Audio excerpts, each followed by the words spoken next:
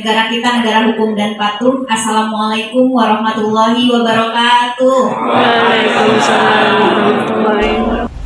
Yang terhormat Kepala Sekolah SMP IT Gita Wirabangsa Bapak Kajarudin Pakpahan SHGMM. Yang terhormat Pengawas Komisariat Rupiah B Ibu Dr. Anda Raden Roro Dian Kauri. Yang terhormat Pengawas Komisariat Cilamaya Bapak Ijang Samsudin SPD. Yang terhormat Kepala Sekolah SMP Islam Al-Ifadah Bapak Nur Ali SPD. Yang terhormat Kepala Sekolah SMP Islam Al-Budriki Bapak Munjin SPD. Yang terhormat Kepala Sekolah SMP PGRI Teluk Jambe Ibu Anita Anggraini SPD. Dan yang terhormat serta saya banggakan Bapak Ibu guru tamu undangan yang telah hadir hari ini. Indonesia tanah airmu, tanah tumpah darahmu. Di sanalah aku berdiri, jadi pandu ibu.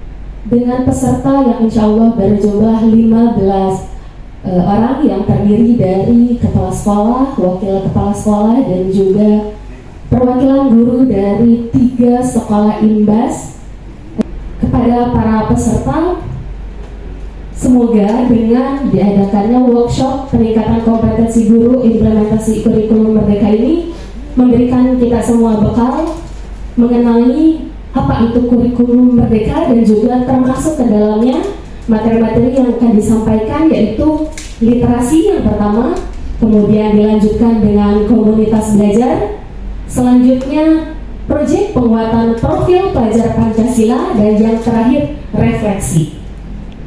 Selama 6 bulan ke depan sampai bulan Desember, insya Allah kita akan bersama-sama, tidak hanya hari ini saja, tetapi juga bulan-bulan selanjutnya sampai Desember, lakukan khususnya di sekolah Bapak Ibu berjalan dengan lancar. Mungkin itu saja yang bisa saya laporkan. Jelas ini merupakan satu program yang nyata yang untuk harus kita implementasikan kepada sekolah yang diberikan kewenangan kepada kami. Sebenarnya 5 sekolah Pak sebenarnya, tadi kita diskusi bareng-bareng seperti apa. Ternyata seperti kata Ketua Panitia tadi itu memang dasarnya adalah semua dari rapor pendidikan saya. Alhamdulillah pada hari ini berkat kasih sayang Allah kita diperkenalkan dalam kegiatan workshop pembebasan sekolah penggerak angkatan 1 yang dilaksanakan oleh SMP IP di Wirabangsa. Masuk pada kebijakan dan pengambil kebijakan juga harus memahami betul, sehingga sekolah semuanya bergerak, ya sekolah semuanya hidup bergerak. Dan ini perlu waktu, gitu ya, tidak bisa simsalabim. Jadi yang saya hormati Kepala Sekolah SMP IT Gita Wirabangsa Pak Fajar selaku tuan rumah sekaligus penyelenggara. Yang saya hormati Kepala Sekolah SMP Al-Budriki dan Al-Ifadah. Terima kasih untuk kehadirannya. Sama pembelajaran literasi ini, yaitu yang pertama peserta memahami konsep literasi, kemudian mengenali miskonsepsi literasi, mampu merancang asesmen awal pembelajaran, kemudian strategi sekolah untuk menguatkan kecakapan literasi murid, dan mampu bekerja sama merancang program literasi sekolah. Benar atau salah, termasuk konsep literasi atau bukan konsep literasi. Nah, jadi Bapak Ibu bisa mengisi nomor 1 di centang, kalau jawabannya betul berarti dicentang, kalau jawabannya salah berarti diisi.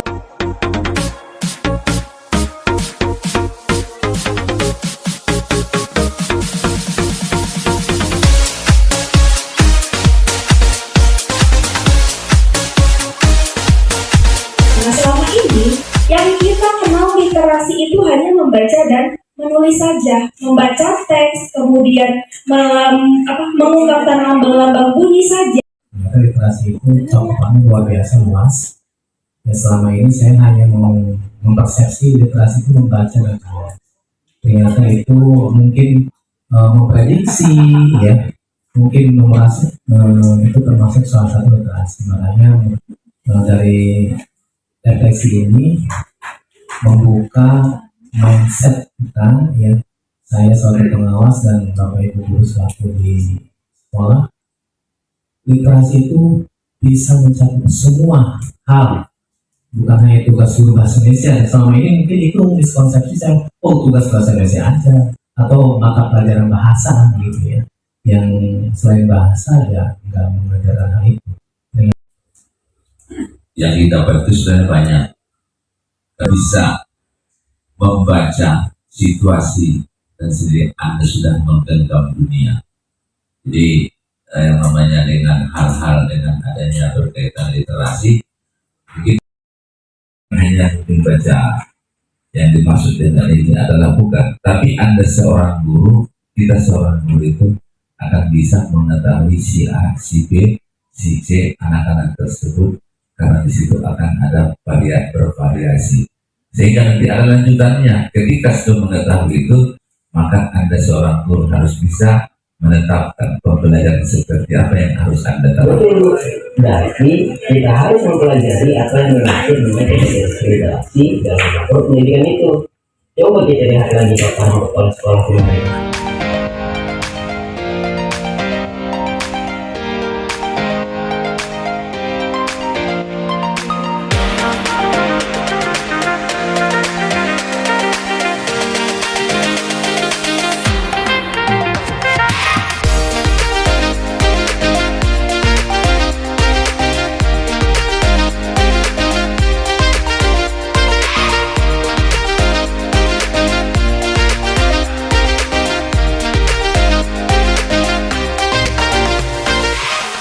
Ada refleksi kompetensi LMS pengelolaan kinerja.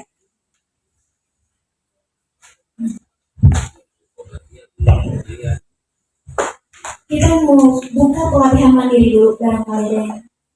Melihat silakan pelatihan mandiri.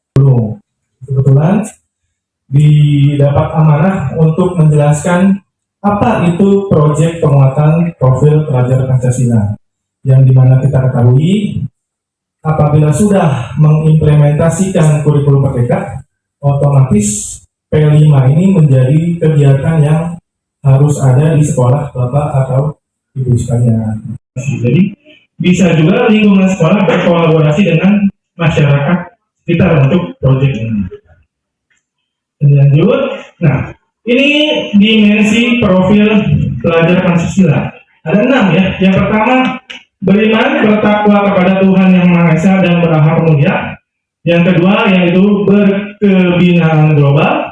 Yang ketiga ada bergotong royong. Keempat kreatif. Yang kelima bernalar kritis, dan yang terakhir itu mandiri. Ya. Jadi keenam ini menjadi tujuan pokok diadakannya P5 ini. Jadi menguatkan. Yang dulunya itu cuma masuk di dalam perangkat untuk Jambe, untuk penerapan aksi P5 ya. Sebenarnya sih Bapak Ibu sekolah kita pernah menjalankan P5, cuman tidak berjalan. Nah, pernah melaksanakan cuma tidak berjalan. Kita pernah melaksanakan P5 itu, temanya itu yang pertama gaya hidup berkelanjutan, yang kedua pemilihan ketua OSIS itu. Cuma proyeknya itu untuk judul proyek. Nah tadi saya tertarik, tadi berdiskusi dengan teman-teman yang lain itu tentang pembuatan ekobrik. Karena yang pertama, kenapa memilih ekobrik? Yang pertama itu gampang dicari oleh siswa dan tidak membutuhkan biaya yang besar gitu ya dibanding dengan proyek yang lain. Yang kedua, di sekolah kami memang itu banyak sekali toko-toko ya Bapak Ibu, toko kelontong gitu ya. Jadi banyak sekali limbah-limbah plastik yang kadang-kadang berserakan di jalan gitu. Nah itu kan salah satunya juga untuk memanfaatkan peserta didik untuk membuat ekobrik itu. Jadi tidak usah beli gitu sisa-sisa botol minuman atau plastik. Jadi tinggal dicari. Untuk dimensi kita bergotong royong, terus elemennya itu kolaborasi dan sub elemennya itu kerjasama. Jadi